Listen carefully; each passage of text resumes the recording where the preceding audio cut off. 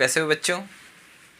हम लोग ट्रिग्नोमेट्री की ही एक शाखा हाइट एंड डिस्टेंस के बारे में पढ़ रहे थे, जो तुम्हारे एनसीईआरटी के चैप्टर नंबर 9 में है, जिसमें हम लोगों ने क्वेश्चन नंबर 13 तक बना लिया था। अभी तक 3 पार्ट आ चुकी है उसकी, फर्स्ट, सेकेंड और थर्ड, और ये चौथी और आखिरी पार्ट होने वाली है बच्चों। और हाइट एंड डिस्टेंस हमारा समाप्त हो जाएगा। तो हमारा 14th नंबर क्वेश्चन कुछ इस प्रकार है। 14th नंबर क्वेश्चन में ये दिया हुआ है, मैंने तुम्हें पहले ही बताया कि मैं क्वेश्चन क्यों नहीं राइट डाउन कर रहा हूँ बाबू, क्योंकि हमारे पास जगह नहीं है, और दूसरा कि तुम सोचो कि सर स्क्रीन पर ही आ जाए, तो उतना एडिटिंग का वक्त नहीं है बाबू कि उतना एडिट किया जाए। तो तुम बुक खोलो और क्वेश्चन रीडिंग करो। क्वेश्चन के अकॉर्डिंग कह रहा है क्या कि एक बच्ची है जिसकी हाइट दी हुई है 1.2। मैंने तुम्हें बताया था कि जब भी हाइट मेंशन रहे ऑब्जर्वर की, ऑब्जर्वर मतलब कौन, जो देख रहा है उसको ऑब्जर्वर बोलते हैं। तो जो ऑब्जर्वर है, जो देखने वाला है, उसकी अगर हाइट दी हो तो फिगर में ये हाइट जरूर मेंशन रहेगी। ठीक है, तो 1.2 मीटर की एक लड़की है जो कि ऑब्जर्व कर रही है बैलून को उड़ते हुए। उसने किसी क्षण, किसी इंस्टेंट ऑफ टाइम, मतलब किसी खास क्षण में उसने देखा कि एक बैलून बी पॉइंट पे है। तो उस वक्त एंगल कितना था बाबू? 60। कितनी डिग्री की एंगल बन रही थी? 60।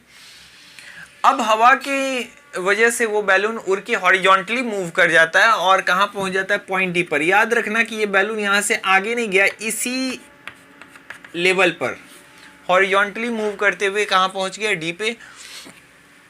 और तब कितना एंगल बनने लगा उस वक्त? तो अब एंगल बनने लगा कुछ देर के बाद 30 डिग्री। ठीक है, तुमसे ये कह रहा है कि बैलून की जो ऊंचाई है बाबू, वो ग्राउंड से बैलून की जो ऊंचाई है वो कितनी है? 88.2 मीटर। इतनी ऊंचाई पर बैलून उड़ रहा है। तो बैलून की तो ग्राउंड से लेंगे, लेकिन अब तुम ये जो बच्ची देख रही है, इसके आई के पास से 60 और 30 बन रहा है, तो तुम तो राइट एंगल यूज करोगे।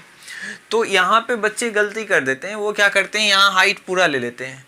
तो सावधान हो जाओ बच्चों, जब भी हाइट दी रहेगी तो अब ये ग्राउंड से ये इतनी दूरी पे है, लेकिन इसके पूरे हाइट में से, चूंकि हमारा ट्रायंगल कहाँ से कहाँ तक बनेगा? यहीं तक बनेगा ना। तुम tan थीटा लगाओगे या sin थीटा, जो भी तुम लगाओगे, तो तुम ही जो हाइट चाहिए होगी, हाइट बाई बेस, तो हाइट यहीं तक लोगे, क्योंकि ये ट्रायंगल यहीं तक समाप्त होता है। तो इसका क्या करेंगे?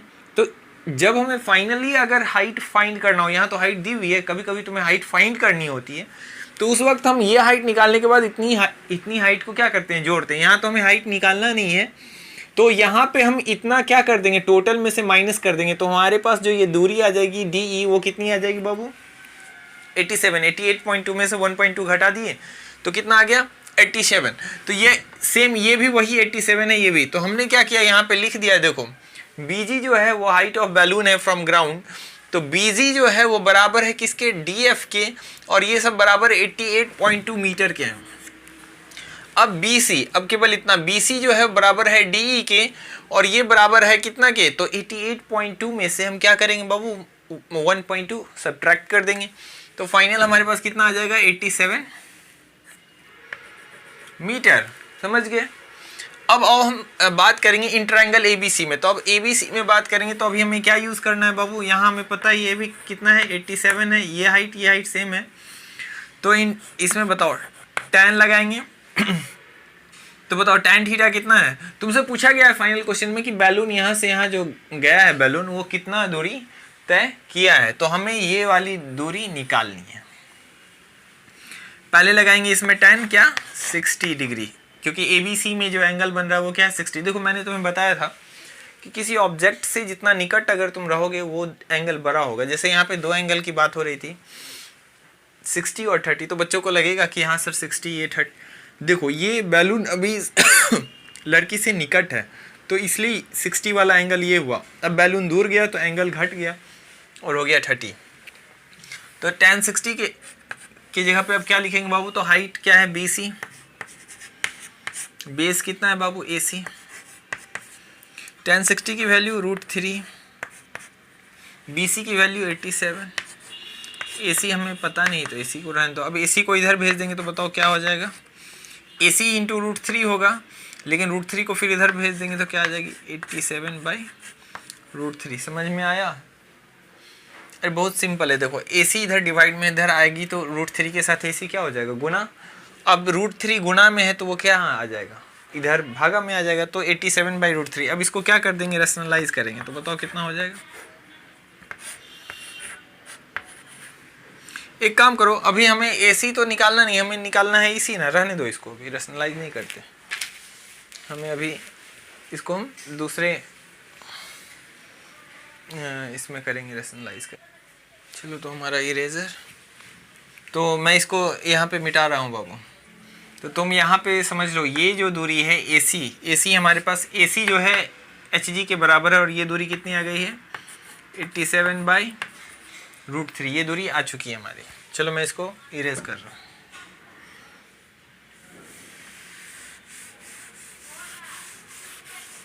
अब यहाँ पे हम ट्रायंगल बदल रहे हैं। अब हम कौन सा ट्रायंगल लेंगे बाबू, तो ये वाला ADE। इसमें tan कितना बन रहा है बाबू, tan 30 डिग्री। ये वाला एंगल यहाँ बन रहा है, इस पूरे ट्रायंगल में ये 30 बन रहा है, तो tan 30 डिग्री बराबर, तो अब हाइट क्या होगी बाबू DE। और बेस इस ट्रायंगल में बेस कहाँ से कहाँ है, यहाँ से लेके यहाँ तक होगी, यानी कि AE। अब tan 30 क्या होगी 1/√3। DE की वैल्यू पता है हमें कितना है बाबू 87। अब बताओ AE को हम तोड़ के लिखेंगे, AE को हम क्या लिख सकते हैं, AC प्लस, देखो ये A और E, ये पूरी दूरी को हम लिख सकते हैं AC प्लस EC। अब देखो क्या होगा, इसको क्रॉस कर दो तो ये उधर चला जाएगा, तो यहाँ क्या आ जाएगा AC प्लस EC बराबर 87/√3। अब देखो AC की वैल्यू आ गई है, वो कितनी है बाबू 87/√3 हमने निकाला था, तो यहाँ लिख दो 87/√3 प्लस EC। यही EC हमें फाइंड करना है, अभी फाइंड हो जाएगा। अब देखो इसको हम क्या करेंगे, उधर भेज देंगे, तो EC इज इक्वल टू, बताओ मुझे क्या होगा बाबू, तो इधर पहले से है 87/√3, माइनस में आ जाएगा 87/√3। यहाँ तक कोई दिक्कत। अब 87 दोनों में है तो 87 कॉमन ले लो, तो अंदर बचेगा √3 माइनस ऑफ 1/√3। एलसीएम लोगे, बाहर 87 को रहने दो, एलसीएम जब लोगे तो √3 को √3 से गुना आएगा 3। अब बताओ यहाँ क्या आ जाएगा 87 इंटू 3 में से 1 जाएगा बाबू 2, और बट्टे में क्या बचेगा √3। मैं इधर इरेज कर रहा हूँ, तुमने बनाया था या नहीं देखो यहाँ क्या क्या हुआ था, ये था 1/√3, यहाँ DE के जगह पे हमने वैल्यू डाला था 87, AE को AE ही रहने दिया था, AE को तोड़ दिया था हमने, क्या किया था AC प्लस EC क्रॉस किया था, तो AC प्लस EC बराबर क्या आ गए थे 87/√3। देखो यही था, इसको फिर हमने क्या किया, AC के जगह पे AC की वैल्यू रख दी थी, कितनी वैल्यू थी 87/√3 प्लस ऑफ EC बराबर 87/√3। देखो उतारो, उतार लिए। अब मैं इसको इरेज कर रहा हूँ। अब देखो ये बात यहाँ पे अगर तुम्हें नहीं दिख रहा है तो लो यहीं तक। अब बताओ यहाँ पे क्या आएगा बाबू 87, 3 माइनस 1 कितना आ जाएगा 2, यहाँ इंटू है बाई क्या √3 को नीचे नहीं रहने देते, रैशनलाइज करेंगे तो 87 इंटू 2/√3 इंटू √3/√3। तुम जानते हो क्या हो जाएगा यहाँ 87 इंटू 2 इंटू √3 बाई क्या आ जाएगी 3, क्योंकि सेम रूट आपस में गुना होगा तो रूट बाहर आ जाएंगे। अब 3 से 87 जाता है क्या, तो हाँ कटता है, तो काटो 3 से कितने टाइम्स, 3 2 जा 6 बचा 2 पे 7, 3 9 जा 27, डैट मीन्स 29 इंटू 2√3। अब 29 को 2 से गुना करो 58, 29 को अगर 2 से गुना करोगे तो क्या आ जाएगी बाबू वैल्यू 58 आएगी, तो 58√3 मीटर। यही हमारे यहाँ क्या हो जाएगा डिस्टेंस ट्रेवल्ड बाय बैलून। तो ये जो दूरी है ये कितनी दूरी है बाबू? 58√3 मीटर लिखोगे अंत में। Hence distance travelled by balloon, यहाँ पे नहीं होता है तो यहाँ पे पहले जो यहाँ के अलावा यहाँ एक और चीज़ लिख लोगे, let the distance covered by balloon is equal to क्या मान लोगे? CE या EC मान लोगे, ठीक है। तो अब यहाँ पे जो EC आ गया, तुम्हारा EC की वैल्यू आई ना, ये किसकी वैल्यू है? ये EC की वैल्यू आई है। किसकी वैल्यू आई है? EC की वैल्यू आई है। तो अंत में क्या लिखोगे? Hence the distance covered by balloon is 58√3 metre. चलो इसको उतारो। चलो बच्चों, अब हमारे पास क्वेश्चन कौन सी है? तो हमारे पास अगली क्वेश्चन है, वो है क्वेश्चन नंबर 15। क्वेश्चन नंबर 15 तुम अपने बुक में पढ़ो। बुक में ये तुम्हें मिलेगा, जब तुम पढ़ोगे तो तुम पाओगे, तो तुम्हें पता चलेगा कि क्वेश्चन में ये कह रहा है कि एक व्यक्ति जो है सो ऑब्जर्व कर रहा है एक कार को। तो जब वो देखता है कार को, उस वक्त कार की जो एंगल है, एंगल ऑफ डिप्रेशन, देखो यहाँ पे एंगल ऑफ डिप्रेशन बनेगा। जब कोई भी व्यक्ति ऊपर हो टॉप पर और वहाँ से वो किसी चीज़ को देखता है नीचे, तो वो होता है एंगल ऑफ डिप्रेशन, यानी कि हॉरिजॉन्टल लाइन के बिलो। देखो जब भी मैंने तुम्हें बताया था कि जब भी हम एंगल चेक करते हैं हॉरिजॉन्टल लाइन के बिलो या अबव, जब हम ग्राउंड से देखते हैं ऊपर तो ये होता है हॉरिजॉन्टल लाइन के ऊपर, तो इसको एंगल ऑफ एलिवेशन बोलते हैं। और जब ऊपर से नीचे की ओर देखते हैं तो हमें एक इमेजिनरी लाइन जो कि इसके पैरेलल यहाँ ड्रॉ करनी होती है, और वहाँ से हम जितना झुकते हैं वही होता है एंगल ऑफ डिप्रेशन। तो अब देखो इसको जो है, जब कार को इसने पहली बार देखा तो कार बना रही थी कितना एंगल? 30। लेकिन अब देखो ये लाइन और ये लाइन पैरेलल है, इसीलिए ये लाइन ट्रांसवर्सल लाइन का काम करती है, तो ये एंगल और ये एंगल बराबर होते हैं अल्टरनेट इंटीरियर एंगल की वजह से, इसलिए ये 30 तो ये भी 30। यहाँ पे ध्यान देने वाली बात ये है कि यहाँ तुम्हें प्रूफ करने की ये बात ज़रूरत नहीं है, तुम बस इस फिगर में यहाँ 30 दिखा के यहाँ 30 लिख सकते हो, ये बात टीचर को समझ में आ जाएगी। अब 6 सेकेंड बाद यही कार कुछ दूरी तय करके पॉइंट C पर आ जाती है, और अब कितना एंगल बनने लगता है बाबू? तो अब एंगल जो है डिप्रेशन, एंगल ऑफ डिप्रेशन बनने लगता है 60 डिग्री। तो अब यहाँ से यहाँ तक बनेगा 60। तो देखो ये लाइन और ये लाइन चूंकि क्या है, पैरेलल है, तो ये कैसा काम करेगी? ट्रांसवर्सल लाइन का काम करेगी। तो फिर से यहाँ पे ये एंगल और ये एंगल आपस में बराबर हो जाएंगे, तो ये 60 तो ये भी क्या 60। अब तुमसे क्या पूछा है बाबू कि इसको यहाँ से यहाँ तक आने में, D से C तक आने में एंगल चेंज कर जाता है 30 to 60, और कितने टाइम लग जाते हैं? 6 सेकेंड्स। और आपको कुछ नहीं दिया हुआ है, और आपसे पूछा है कि आप बताइए यहाँ से इसको फुट तक आने में कितना वक्त लगेगा। तो बच्चों हम शुरू करते हैं कि इसको कितना वक्त लगेगा। तो सबसे पहले आओ फ्रॉम फिगर यहाँ हम कर देते हैं।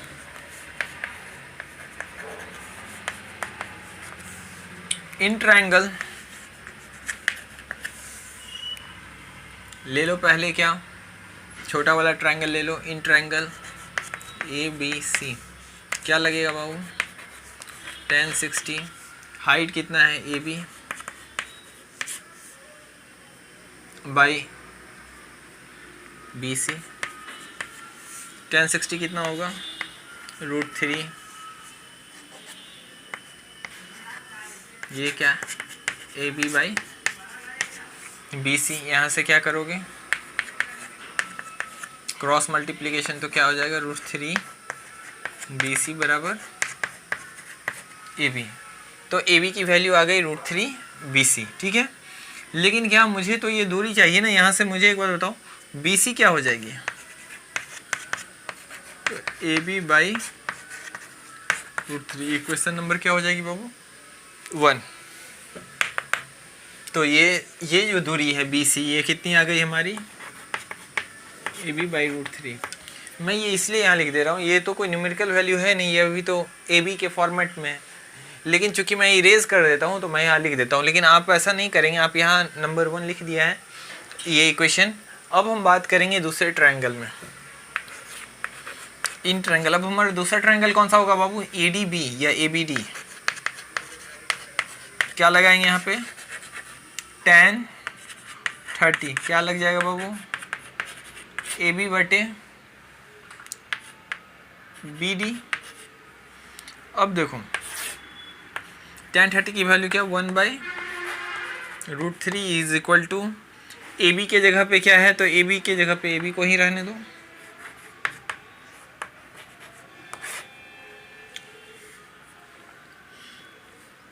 अब देखो BD को हम क्या लिख सकते हैं, तो BD को हम लिख सकते हैं DC प्लस BC, क्रॉस करेंगे तो क्या आ जाएगा बाबू,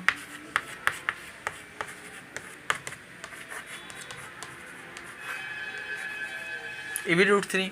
अब यहाँ पे देखो किसी की वैल्यू हमारे पास आई हुई है BC की वैल्यू, यहाँ पे BC की वैल्यू रख दो, तो DC बराबर क्या आ जाएगा बाबू, तो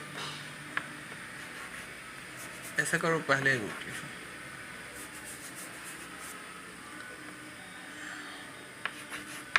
AB√3 माइनस ऑफ क्या लिखोगे, BC। अब AB√3 माइनस BC कितना है बाबू, तो BC हमें दिया हुआ है, हम निकाल के लाए थे AB/√3, ठीक है। अब यहाँ से आगे हम सॉल्व करेंगे। देखो अगर हम AB को चाहते तो यहाँ हम H भी मान सकते थे, क्या मान सकते थे कि H, तो यहाँ पे जहाँ जहाँ AB होता है वहाँ H हो जाता, तो कोई बड़ी बात नहीं है। अगर AB भी है तो कोई दिक्कत नहीं, मैं इसको इरेज कर रहा हूँ बाबू। तुम्हें ये इक्वेशन याद रहेगा ना, BC की वैल्यू कितनी आई है हमारी AB/√3 और DC की वैल्यू कितनी, DC की अभी हमारे पास वैल्यू आने वाली है, तो देखो कितनी आएगी, इसको मैं इरेज कर रहा हूँ।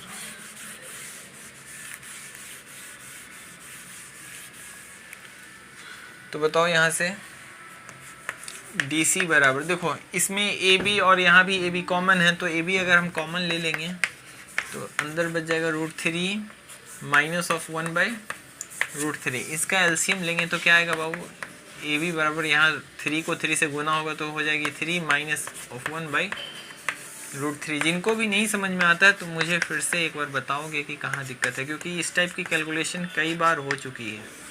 अब इसको रेशनलाइज कर दो,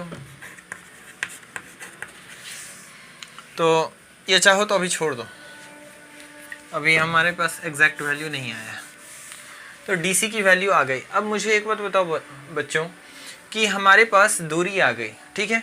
अब दोनों दूरी को हम क्या करेंगे, डिवाइड देंगे, तो ये इक्वेशन नंबर क्या हो गया हमारा 2। इक्वेशन नंबर 1 तुम्हें याद नहीं है तो मैं यहाँ लिख देता हूँ। इक्वेशन नंबर 1 हमारा जो आया था वो आया था क्या, BC बराबर AB/√3, ये क्या था इक्वेशन नंबर 1। अब हम क्या करेंगे, डिवाइड करेंगे बाबू, क्या करेंगे, डिवाइड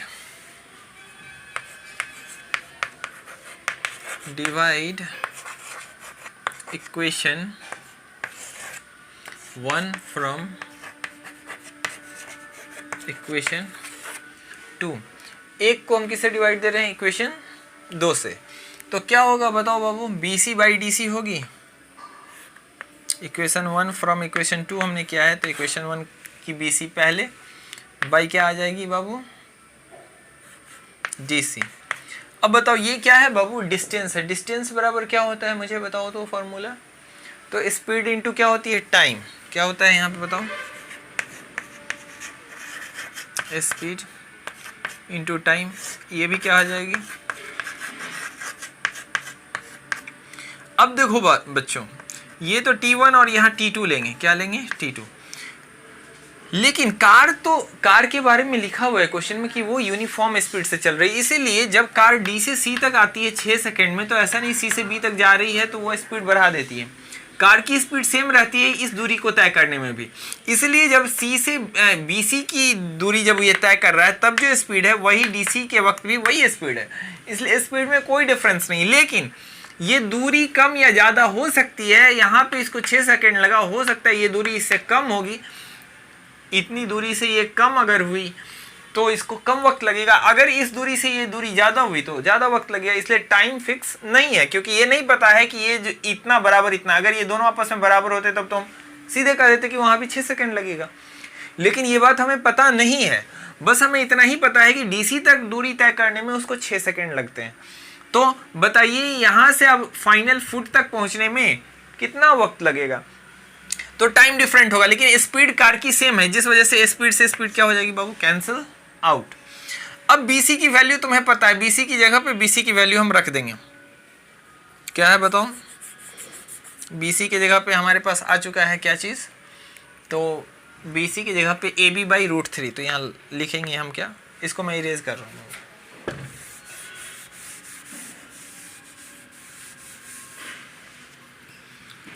ये तरीका बहुत ही आसान तरीका है, मैंने देखा है टीचर्स पढ़ाते हैं वो बहुत ही डिफ़िकल्ट मेथड से बताते हैं। मैंने क्या किया, कुछ नहीं किया, मैंने एक बार एक ट्रायंगल ले लिया ABC और वहाँ से हमने क्या किया, BC की वैल्यू निकाली, फिर हमने एक ट्रायंगल ले लिया ADB और वहाँ से फिर से हमने DC की वैल्यू निकाली। अब ये दोनों ही डिस्टेंस को आपस में हम डिवाइड कर दिए, जिसमें स्पीड से स्पीड कट गया, तो हमारे पास BC/DC इज इक्वल टू क्या बचा, यहाँ पे देख लो, यहाँ पे जो बचा BC/DC इज इक्वल टू क्या हुआ, T1/T2, यानी BC कवर करने में जो समय लगा वही DC कवर। अगर यूनिफॉर्म स्पीड हो तो डिस्टेंस का जो रेशियो होगा वही टाइम का भी रेशियो होगा। अब हम यहाँ पुट करेंगे BC की जगह BC की वैल्यू, तो ये है AB/√3 बाई DC की जगह DC की वैल्यू, DC की वैल्यू भी आ रखी है बाबू, 2AB हो जाएगा। देखो ये फाइनली इसको अगर लिखोगे तो क्या लिखोगे, 2AB क्या √3, तो यहाँ क्या आ जाएगा 2/√3। अब T1/T2 बताओ, BC ये दूरी तो अभी हमें नहीं पता कितना वक्त में तय करती है, लेकिन DC तय करने में जो वक्त लगता है वो हमें पता है, यानी T2 हमें पता है। तो T1 को रहने दो, यहाँ हम लिख देते हैं इसको T1 समय लगेगा, इसको क्या लगा है T2, तो T1 रहने दो, T2 हमें पता है कितना लगता है 6 सेकेंड। अब देखो ये डिनोमिनेटर सेम है, सेम डिनोमिनेटर से सेम डिनोमिनेटर क्या हो गया, कट गया। अब बताओ क्या बच गया ऊपर में, AB और यहाँ भी AB से AB कैंसिल आउट, तो यहाँ बच गया 1/2 इज इक्वल टू T1/6। अब यहाँ क्रॉस मल्टीप्लिकेशन करोगे तो आएगा 2T1 बराबर 6। यहाँ से बताओ बाबू T1 बराबर क्या आ जाएगी, 6/2, काट के कितना आ जाएगा 3 सेकेंड। तो फाइनल हमारा आंसर होगा कि B से C पॉइंट तक जाने में कार को कितना वक्त लगने वाला है बाबू, 3 सेकेंड लगने वाला है। समझ में आया। ऐसे भी यहाँ देख के तुम समझ सकते थे कि अगर हमारे पास जो ये DC है वो कितना है बाबू, 2AB/√3। देखो ये इतना वाला पार्ट यहाँ ये पार्ट के बराबर है, तो अगर ये पार्ट यानी कि AB/2 जो दूरी है उसकी दुगुनी दूरी है ये, अगर दुगुनी दूरी है ये और इसको तय करने में 6 मिनट लगता है, तो ये एक तरीके से आधी है ना इसकी, ये यहाँ देखो 2 से गुणा यहाँ पे नहीं है, डैट मीन्स कि अगर इस पूरे को हम x मान लें तो ये कितना हो जाएगा, 2 × AB/√3 को हमने x, तो 2x के बराबर हो जाएगा। तो अगर 2x दूरी तय करने में 6 सेकेंड लगता है, तो बताओ x दूरी तय करने में कितना वक्त लगेगा, 3 सेकेंड लगेगा ना। जब दूरी आधी हो जाएगी तो समय भी आधा लगेगा। चलो तुम समझ गए होगे, ये मैंने समझाने के लिए किया। तुम उतारो ये कॉन्सेप्ट। क्या करना है, सबसे पहले क्या फिगर ड्रॉ करना है। फिगर ड्रॉ करने के बाद तुम्हें यहाँ पे दिया हुआ है T2, ये डिस्टेंस कवर्ड करने में पहला जो टाइम लगता है वो तुम्हें दिया हुआ है DC के बीच 6 सेकंड लगता है, और तुम्हें यही पता करना है कि अगला समय क्या लगेगा। बस तुम्हें क्या करना है, तुम्हें जो मैंने किया अभी मैंने बताया, तुम्हें बस ऐसे ही करना है। तुम यहाँ रेशियो कर निकाल लेना, डिस्टेंस बाई डिस्टेंस का, इक्वेशन 1 और 2 को डिवाइड करोगे तो वो रेशियो आ जाएगी। जब रेशियो आएगी तो स्पीड से स्पीड कट जाएगा, तो डिस्टेंस बाई डिस्टेंस और टाइम बाई टाइम का रेशियो आ जाएगा। अब जिस की वैल्यू तुमने निकाल रखी है वो पुट कर दो, अपने आप यहाँ का टाइम आ जाएगा। चलो ये बहुत ही आसान तरीका है और बहुत इंपॉर्टेंट क्वेश्चन है, तो इसको ज़रूर से 2-3 बार बनाओगे। चलो बच्चों, अब हमारे पास क्वेश्चन नंबर 16 है। अपने बुक में देखो, क्वेश्चन नंबर 16 क्या कर रहा है कि एक टावर है और ग्राउंड पर 2 अलग अलग बिंदु से टावर पे जो एंगल बन रहा है वो क्या है, तो कॉम्प्लीमेंट्री है। अब बच्चे कंफ्यूज हो गए, ये कॉम्प्लीमेंट्री क्या होता है। पहले एक चीज़ तो देख लो, क्वेश्चन में तुम्हें कहा हुआ है कि फुट से वो जो पॉइंट है वो 4 मीटर की दूरी पे और 9 मीटर की दूरी पे। कई बच्चे इसमें कंफ्यूज हो जाते हैं कि सर ये 4 मीटर के बाद ये दूरी तो 9 मीटर नहीं है। तो देखो बच्चों, उसमें क्या लिखा है, फ्रॉम फुट। तो जब फुट की बात कर रहा है तो दोनों दूरी कहाँ से कंसीडर की जाएगी, फुट से कंसीडर की जाएगी। अगर वो फ्रॉम फुट नहीं लिखा होता तो फिर तुम यहाँ पे ये डिस्टेंस ले सकते थे, लेकिन वो उसने फ्रॉम फुट लिख के ये दोनों दूरी दी हुई है, तो दोनों को ही तुम फुट से कंसिडर करोगे। अब चलो दूसरी बात, यहाँ जो इस क्वेश्चन, ये क्वेश्चन बहुत ही आसान है, लेकिन सब यहाँ पे कॉम्प्लीमेंट्री एंगल्स के कारण बच्चे कंफ्यूज हो जाते हैं। कॉम्प्लीमेंट्री एंगल्स किसको बोलते हैं बाबू? When the pair of angles make 90 degree. Pair of angles की बात जब कर रहा हूँ मैं, मतलब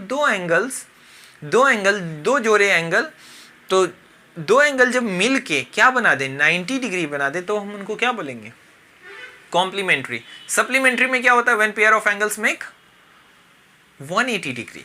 जब पेयर बनाए कितना, या तुम बोल सकते हो when two angles make 180 degree then we call it supplementary, and when two angles make, या the sum of two angle is 90 then the angles are complementary. तो यहाँ कॉम्प्लीमेंट्री का है, यानी कि दोनों एंगल का जो सम होगा वो 90 के बराबर होगा। तो अब क्या करेंगे? तो यहाँ देखो, एक को अगर हम थीटा लेंगे तो दूसरा अपने आप क्या हो जाएगा? 90 माइनस थीटा। जैसे एक अगर 30 है तो दूसरा क्या हो जाएगा? 60। एक 45 है तो दूसरा भी क्या हो जाएगा? 45। दोनों का सम कितना होना चाहिए? 90। एक 70 है तो दूसरा कितना हो जाएगा? 20। समझ गए? चलो अब बस हो गया। अब हम यहाँ पे क्या करने, हमें निकालना है हाइट ऑफ द टावर। हमने मान लिया कि हाइट ऑफ टावर क्या है? AB है, जो कि h मीटर की है, क्योंकि ये सब हमारे पास मीटर में है तो ये हाइट भी मीटर में आएगी। अब इन ट्रायंगल बताओ, पहले ले लो वो छोटा वाला triangle ABC। In triangle ABC क्या लगाएंगे बाबू? तो tan थीटा, तो tan थीटा बराबर क्या हो जाएगा? AB बाई, फटाफट करते चलो, BC। tan थीटा को तो tan थीटा ही रहने दो, कुछ और है नहीं हमारे पास। इसको हम क्या लिख सकते हैं? AB की जगह h, BC की जगह कितना लिख सकते हैं बाबू? 4। यहाँ तक कोई दिक्कत? यहाँ तक अगर कोई दिक्कत नहीं तो रहने दो। ये हो गया इक्वेशन नंबर 1। अब अगेन करो, अगेन इन ट्रायंगल, कौन सा ट्रायंगल है हमारे पास? ADB। देखो बच्चों, हमेशा ये ध्यान रखना, ये मत सोचना कि सर यहाँ से ये यहीं तक ट्रायंगल लेना है, क्या नहीं। हमेशा हम जो दूसरा भी ट्रायंगल लेंगे वो 90 हमेशा ट्रायंगल के अंदर आना ही चाहिए, तभी ट्रिगोनोमेट्रिक रेशियोज काम करेगी। तो इन ट्रायंगल ADB में हम क्या लेंगे बाबू? तो tan थीटा की जगह क्या है? 90 माइनस ऑफ थीटा, रहने दो, बराबर। अब क्या आ जाएगा? AB बट ये क्या आ जाएगा? DB। अब चलो, tan 90 माइनस थीटा पता है तुम लोगों को क्या होता है बाबू? cot थीटा होती है, बराबर। यहाँ बताओ क्या होगा? तो AB बाई BD हमें पता है। AB कितना है? h है, और DB कितना है? 9 है। ठीक है, यहाँ तक कोई दिक्कत नहीं है। अब बताओ cot थीटा को क्या लिखते हैं? 1 बाई tan थीटा लिखते हैं। cot थीटा को क्या लिख सकते हैं? 1 बाई tan थीटा, बराबर यहाँ कितना है? h बाई 9 रहने दो। अब बताओ 1 बाई tan थीटा की वैल्यू हमें पता है कितना है? h बाई 4, और इधर जो है उसको रहने दो, इसको अब हम इरेज करेंगे।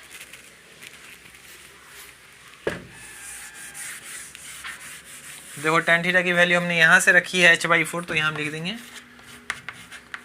From equation 1।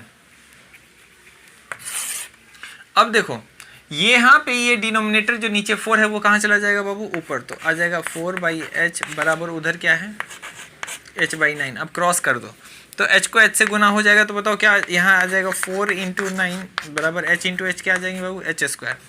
तो h बराबर क्या आ जाएगा? रूट अंडर ये h है, h बराबर क्या आ जाएगा? Root under 4 into 9।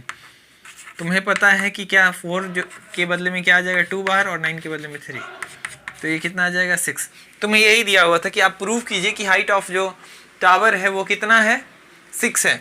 तो फाइनली h कितना आ गया हमारा? 6 आ गया, 6 मीटर। यही हमें क्या करना था? प्रूव्ड। हेंस क्या हो गया? प्रूव्ड। चलो, तो आज हाइट एंड डिस्टेंस हमारा समाप्त हो गया। किससे? NCERT बुक से, क्लास 10th का। और मैंने तुम्हें जितने भी कॉन्सेप्ट दिए हैं उन सबको ध्यान से अगर तुम पढ़ोगे और बनाओगे तो तुम्हें एग्ज़ाम में बिल्कुल दिक्कत नहीं होगी। अब तुम लोग मुझे बताओ कमेंट करके कि मैं अगला कौन सा चैप्टर शुरू करूं। तब तक के लिए प्रैक्टिस करते रहोगे। जिसको भी जहाँ पे भी दिक्कत आए वो कमेंट में आप अपनी क्वेश्चन को डालिए। आप चाहे पियर्सन बनाइए, चाहे आप अरिहंत बनाइए, चाहे आप केसी सिन्हा बनाइए, चाहे RS अग्रवाल, जो बुक उठाते हैं वो बुक से बनाइए, जहाँ भी दिक्कत हो। और केवल CBSE वाले बच्चे ही नहीं, अगर BSE भी यानी बिहार बोर्ड के भी बच्चे हैं तो उनको भी अगर दिक्कत आ रही तो वो भी बेधड़क पूछे। मैंने हिंदी में इसलिए यहाँ पढ़ाना स्टार्ट किया है ताकि बिहार बोर्ड के भी बच्चों को दिक्कत ना हो, और ICSE बोर्ड वाले भी बच्चे बिल्कुल अपनी प्रॉब्लम्स यहाँ पे डाल सकते हैं। मैं उनका सॉल्यूशन लेके आऊँगा, उनको बताऊँगा। तब तक के लिए धन्यवाद, और इस चैनल को आप अधिक से अधिक बच्चों तक शेयर करें ताकि सब के काम आए, और जो बच्चे नहीं पढ़ाई कर सकते हैं, नहीं ज़्यादा पैसा खर्च कर सकते तो वो पढ़ पाए। मैं एक एक चैप्टर लेके आ रहा हूँ और बहुत डिटेल्स में एक्सप्लेन करूँगा मैं सब चीज़ों को। तो आप कोशिश कीजिए कि सबका भला हो जाए, और ज़्यादा से ज़्यादा शेयर कीजिए, लाइक कीजिए, और इन सब से भी इम्पॉर्टेंट कि आप अपने मैथ्स का जो क्वेश्चन है उनको केवल वीडियो देखिए नहीं, साथ में आप बनाइए भी। तो चलो हम नेक्स्ट वीडियो लेके तुरंत आ रहे हैं अगले चैप्टर पे। आप कमेंट कीजिए, जिस पे ज़्यादा कमेंट होगी जिस चैप्टर की, हम वो चैप्टर पढ़ाएंगे आपको। चलो बच्चों, तब तक के लिए गुड नाइट।